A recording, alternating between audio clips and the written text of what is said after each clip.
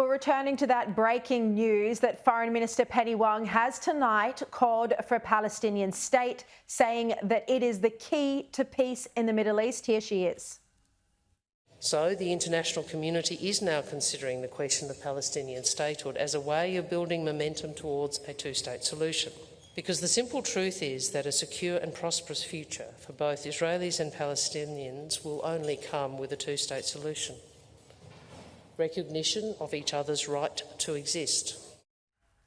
All right, let's bring in now Israeli politician Sharren Haskel, joining me live from Israel. Sharren, thank you for your time. What is your reaction to this? Australia's foreign minister saying the only way to achieve peace in the Middle East is for international recognition of a Palestinian state.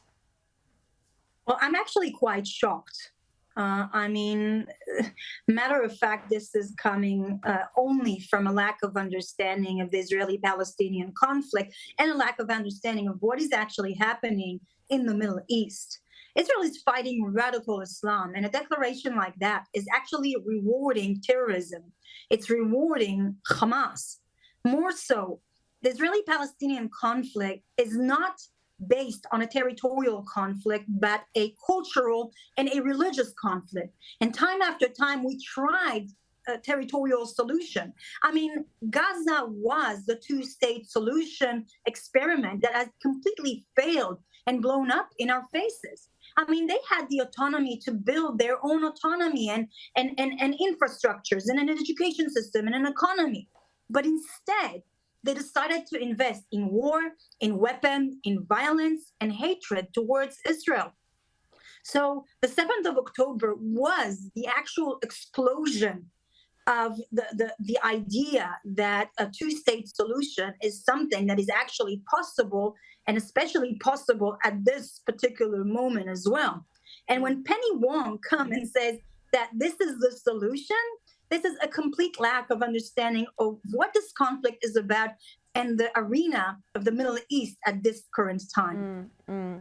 Sharren, the Australian government, Penny Wong again, has appointed a special advisor to oversee Israel's investigation into the IDF soldiers involved in the tragic killing of the aid workers last week. I know you don't know whether Israel is going to allow this access, but what do you think about this unprecedented move? Well, I think this is not how you act in between friends. Look, there's a long-lasting connection and friendship between Israel and Australia. And there's a lot of cooperation on the security and intelligence basis, a very strong and good cooperation, because we are all fighting together against radical Islam. And the foreign minister knows that. Penny Wong knows that. Now, we work in close cooperation with the states as well. Yeah. When we have an investigation, we're not trying to run away from responsibility. Sharren, okay? I apologize for interrupting you. I apologize for interrupting you. We're completely out of time, but very strong remarks. Thank you for coming on the show.